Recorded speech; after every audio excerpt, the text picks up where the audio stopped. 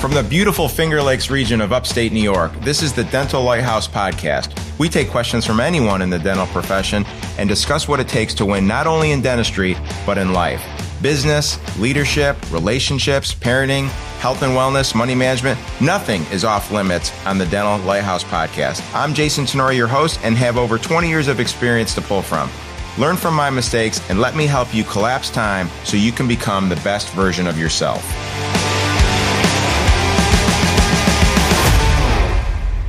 Yo! Welcome back. Dr. Jason here at Dental Lighthouse Podcast, and just me today. You're going to get one of these rambling, musing episodes. We've actually had some episodes recently where I bring on some guests and interview them, and it's been a really good option for us, especially as I am in the middle of the servant leadership course, and it's been time consuming. I absolutely love it. I just love touching base with new practices and new OMs and new founders, new dentists, and trying to hold time for them. But it is time consuming. So I haven't had a chance to do these ramblings, but I wanted to do it today, mainly because how do I describe this? You know, I guess in my own head, you go over things so many times that it just becomes fairly understood, right? Fairly ingrained. And then sometimes I forget that because it's ingrained in my head, it's not ingrained in other people's heads. So one of the people in our servant leadership course, after I think the second or third session, started asking about payroll wages and what should they be? How do I fix it? Stuff like that. So super good questions, right? And if it's not something that someone's ever really thought about in depth, then I think you need to. And what I want to do today is just at a high level, just talk about some things that maybe you're thinking about, maybe you're not thinking about in regards to wages as a line item on your P&L. What's good? What's not good? Why? How do we define it to be good? Stuff like that. So let's start from the top. The old school mindset is that wages should involve what you're paying your employees, what you're paying in payroll taxes and expenses, and what you're paying in benefits. Now, that's my definition of what gets classified as staff expenses or wage expenses. Now, just because that's how I define it doesn't mean that that's how you define it. Now, some of you guys may have those categories broken up and what have you, and that's fine, right? You do you. I'm simply trying to communicate to you what I've done and what's worked really, really well for me in an effort to keep everything clean. So let's talk about that first point. What gets classified under staff expenses? For me, it's what we're paying them, it's payroll taxes and expenses, and it's benefits. And benefits can be CE, can be obviously health insurance, medical insurance, dental insurance, vision, 401k, stuff like that. Now, what should that percentage be? 15 years ago, or even more, when I first started, all of these experts would tell you that in a perfect world, you keep it at 25% or below. And don't get me wrong, if you can keep it at 25% or below, then you're ahead of the game. But it's been my experience that as wage demand goes up and reimbursement rates plateau, or in some cases even go down, then 25% is a very difficult metric to hit. Now, I do think with the advent of AI, we will over the next year or two get closer to that 25%. And that's another episode that we can do about what we're doing in the world of AI to try to help with efficiency and labor costs. But with the current wage demands being what they are, and with reimbursement rates being what they are, anywhere from 25 to 28%, in my opinion, is very, very good. And I like to advise my coaching clients at a hard ceiling of 30%. Now, I hate talking about numbers because then everyone is like, well, what about this or what about this? And that's true, right? Everybody's situation is different, right? So if you're a dentist, okay, if you're a fee for service dentist, your numbers are going to be different. If you're a dentist that does sees, 4 to 6 patients a day in your restorative chairs, you're probably going to be a little bit different. Um, and that's okay. You should ultimately be comparing yourself today to who you were a year ago or the business that you ran a year ago. So I'm just giving you numbers that are common for me and common for a majority of the clients that I work with. So that's the first thing. Kind of know how you're classifying it and know what's good versus what's something that you need to work on. Slight caveat before we move on. If you are a doc that owns the organization and is not the primary producer because you've taken more of an entrepreneurial role or more of a CEO role or more of a clinical director role, one of the things I would encourage you to do is to roll your associate costs into your staffing number. So, what we like to do in our organization is yes, we talk about all the wage expenses that we just talked about, payroll taxes, payroll expenses, and benefits, but we also include our associate wages and our associate benefits. And our goal is to keep that total number under 50%. So if you're an owner listening to this and you're still the primary provider, then the first way makes sense. But if you have 3 or 4 associates and you're slowly but surely having the organization become less dependent on your ability to produce dentistry, then in my opinion, a better metric to consider is to roll in associate compensation wages with a goal of trying to keep that under 50%. So that's where we want to be at a high level. Now, if you're not there, if you're at 33%, 34%, 35%, like some of the people in my servant leadership course are, and they're asking me questions like, Jason, what levers can I pull to get this number in line? Man, that's like a 2-day course, right? Like we can talk about all of the levers and I'll talk about a few of them here, but it so depends on your specific situation. So from an academic perspective, there's 3 ways to get this percentage more in line. You raise revenue, you lower expenses, or you do a combination of both, right? So let's talk about lowering expenses first. Certainly more difficult to do, right? So what you need to do is take a serious look at your team and decide, do I have A and B players on my team? Are they being not as efficient as possible, but efficient, right? In a perfect world, they're as efficient as possible, but this is the real world, right? And people have bad days. So are they being efficient with their time? Do I have their responsibilities broken up in a way where they're easily able to manage them in a calm and high quality way?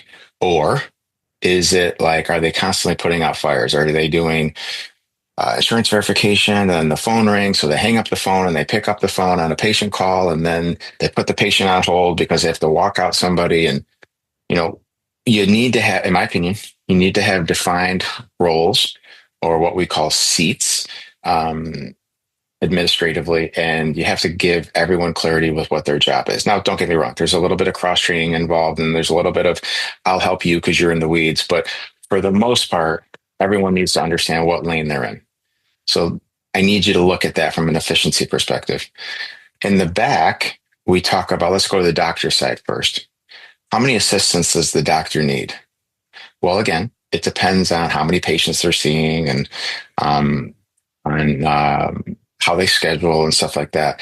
But as a general rule in our organization, if a doc is routinely doing $2,500 to $3,000 a day, they don't need 2 assistants.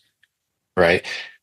Now, that also comes with a caveat. Are they doing $2,500 to $3,000 a day because they only have one assistant? Or are they doing $2,500 to $3,000 a day because they don't have their clinical efficiency to the point to manage two columns and two assistants, or they don't have the skill set to generate revenue because all they're doing is direct restorative and single unit crown and bridge, right? So you got to ask yourself that question. What we have found is $3,000 or less in production can routinely be done by an associate with a calm schedule, one chair, one assistant. So if that associate is doing $2,500 to $3,000 a day and they have two assistants, he or she is overstaffed. Once we get north of 3,000, we start to consider either a shared second assistant, or once we get north of 4,500 to 5,000, a full-time dedicated second assistant. So when we're talking about staffing, ask yourself, as my doctor, am I, as the owner, or are my associates overstaffed? And there's lots of different ways that you can get around that, right? You can bring on an assistant to manage half of the schedule, right? So now this doctor has one and a half assistants, and the other half of the time they're doing sterilization. So just ask yourself these questions from an efficiency perspective. How can I make sure that I'm being at a baseline of efficiency to ultimately drive down wages or drive up revenue? Let's look at hygiene. It's tough to look at a P&L and see that the hygiene wages are out of whack and automatically assume that it's a hygiene issue. So what do I mean by that? When we started this podcast, we talked about the staff wages category. And at the end of the day, that's really only three groups. It's administrative people, it's hygiene, and it's dental assistants. So if you're a little bit more developed as an entrepreneur or as a business owner, then you should, in theory, have a breakdown of what your administrative budget is, of what your hygiene budget is, and of what your dental assistant budget is. So let's say hygiene is over your budget. Does that mean that the hygienists get paid too much? Or does that mean that the hygienists are underproducing? You can't answer that question, because when you look at hygiene on a P&L, the number is a result of the top line revenue. So if the doctors are not producing enough, you guessed it, the hygiene line item will be inflated or higher than it should be. So if you look at a P&L a little bit more closely now because of this conversation, and you see that you want your hygiene wages to be at 10% of total revenue and they're at 12%, it's not an opportunity to go scream at the hygienist. It's an opportunity to take a step back, act like a scientist, and start to ask questions. Why is this? And if you look at the top line revenue, why is it not where it needs to be? Is it because of a doctor producing issue, or is it because of a hygiene producing issue? We can peel back the onion a little bit further and we can ask the question of, how can I make sure that my hygienists are producing enough to justify their wage and still be profitable or not be losing money? Well, some of you guys have heard about this magic ratio of either adjusted production or collections divided by the wages of the hygienist, right? And for the longest time, the golden rule or the ratio was 3.3 to 1. So what are we basically saying? That a hygienist on a daily basis should be producing 3.3 times their adjusted production. Now that metric stayed true for a long, long time. Very similar to the first metric that I opened with, that healthy from a total wages perspective should be 25%. But those times are changing because of how expensive labor is becoming and how insurance reimbursements have plateaued. So I still think the formula is great, and it's something that we use on a regular basis. But the goal of 3.3, in my opinion, again, I'm painting with a broad brush here, but the goal is no longer attainable on a regular basis if you're a bread and butter PPO driven practice. So in our world, we shoot for a ratio of 2.85 with an absolute minimum of 2.5. So when you're putting on your CPA hat, when you're putting on your entrepreneurial hat and you're looking at data, this should be one of the things that you're looking at. What is the adjusted production to wage ratio of my hygienist? Now, let's assume that it's not good, right? Let's assume it's below 2.5. Again, that's not permission to go yell at your hygienist. The next question that we need to ask ourselves is, well, why is that? And I'm saying this rudimentary, but it really comes down to two reasons. Either their schedule's not full enough or they're not doing enough with their full schedule. The first part is a leadership administrative issue. The second part is a calibration training issue of the hygienist.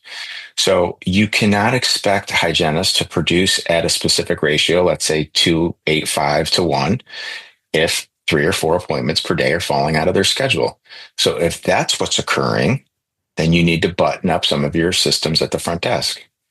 If their schedule is full and they're still below 2.85, then it's probably an issue with lack of calibration in terms of diagnosis, lack of understanding the why as to the benefits of fluoride or curodont or oral systemic connections, or they're doing bloody prophies, they're not doing gingival therapies, they're not taking x-rays when they're needed.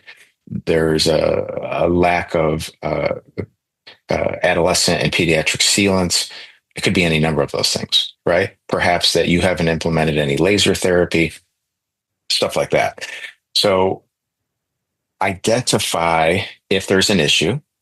And if there is an issue, identify, is this more of an administrative issue or is this more of a clinical issue, right? So those are some things that you should be thinking about in terms of, is my hygiene department producing what they need to produce in order for the organization to stay profitable? Now let's switch back to the doctor side. Is my doctor busy enough? Right. So we talked about the one column, one assistant. But if they do have two assistants, how far out are they booking? How efficient are they with their time? Is it something where, again, very, very similar to the hygienist, is it an issue clinically where the revenue is at a certain level because either the skill set of the doctor is limited, it's taking the doctor too long to do procedures, or you don't have capacity in the schedule. We can't get people in. We can't do same day treatment, stuff like that, right? Those are clinical related issues that you need to address. Or is it a demand issue, right? Demand issue is a leadership administrative issue. So what do we mean by demand issue? Is the phone ringing enough? Are we utilizing blocks in the schedule, both hygiene and doctor, to be honest with you? So when a new patient calls or when an emergency calls, we can get them in within a couple of days. Two very, very different issues there. If the phone's not ringing enough, then we have to deal with that. If the phone's not being answered enough, then we need to deal with that. If the prospective new patient is not being converted enough, then we have to deal with that. So when someone asks the question of, my staff wages are high, what should I do? What lever should I pull down? I need them to look at this holistically and ask all of these questions. And then you can make little changes here, little changes there, and start to develop a cascade of some micro wins.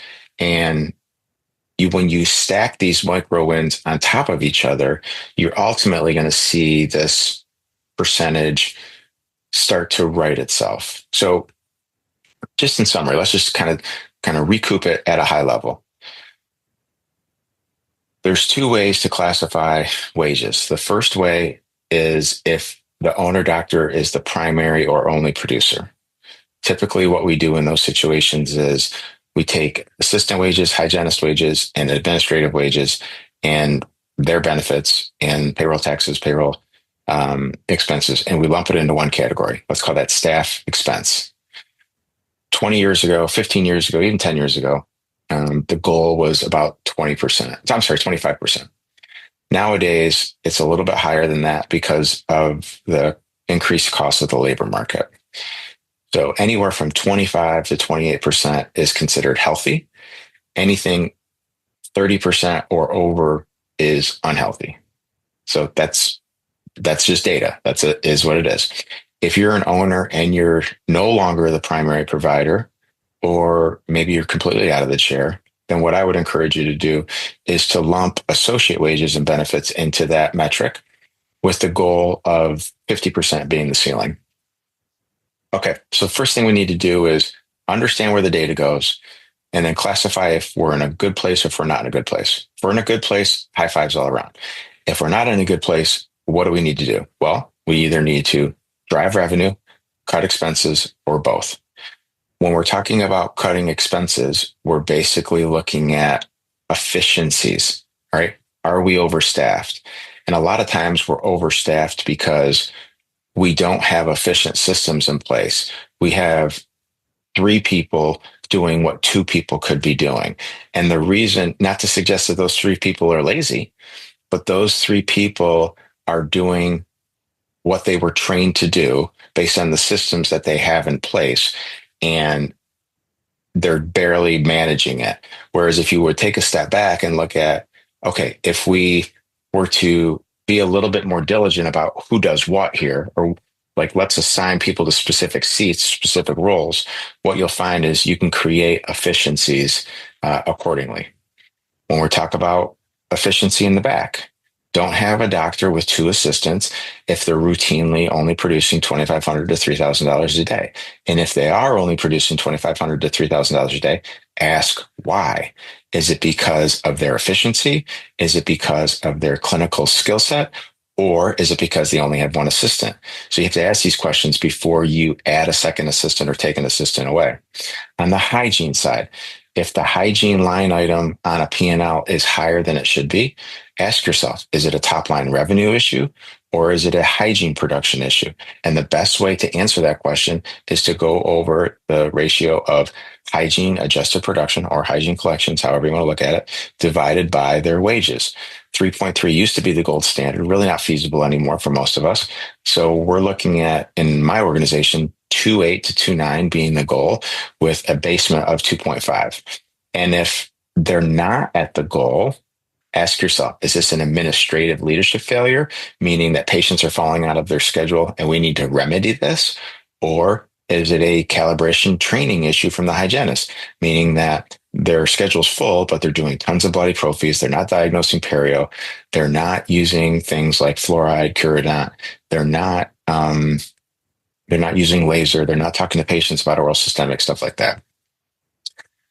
So again, I could talk for 2 days about all this and the levers to press and stuff like that. So I just wanted to give you a high level understanding of how I think about this, and just realize that you can't really give the right answer until you're asking the right question. And also realize that don't jump to conclusions. Make sure that you understand what the data is telling you and make changes accordingly, right? One final note on this, and I see this all the time. That's why I think this is so relevant. We talked a little bit about what to do when the doctor has holes in the schedule, right? 90% of my coaching clients, when we start our relationship, will say, I need to increase my marketing budget. That's the default of almost every client that I start a relationship with. That's not the right answer. It could be the right answer down the road, but more questions need to be asked. The first question that needs to be asked is, what percentage of the time are we answering the phone? if you're answering the phone at 100% and you're converting 100% of prospective new patients and you still have holes in your schedule, then yes, we need to ramp up marketing. We need to get the phone to ring more. But if you're only answering 50 to 60% of the phone calls, and of those phone calls you answer, 50% of those patients are not scheduling, it's a whole nother problem and a whole nother set of questions, answers, and systems that we need to unpack before we just go throwing money out the window on more SEO. All right, guys. Thanks for listening. It's been a minute, so nice to kind of get back on a ramblings, musings types of podcast with you. If you have any questions or concerns, don't hesitate to reach out. Love to connect with you. My contact information is on our website, thedentallighthouse.com. Reach out if you have any issues. Have a good day. Love you. Thank you. That wraps up another episode of the Dental Lighthouse podcast. You have a choice today. Choose to be a lighthouse. Lighthouses are powerful and steadfast. They are beacons of light for others to reference when life gets turbulent. Go out into the world today and become a lighthouse for someone. Give more than you get. True joy comes from serving others. Start today. I'm Jason Tenori, your host. Thank you for listening to the Dental Lighthouse podcast. For more information, podcast show notes, or links to anything that we have discussed today, please check out our website, thedentallighthouse.com. We would love to hear from you. If you would like to get on the show, please email us at podcast@thedentallighthouse.com.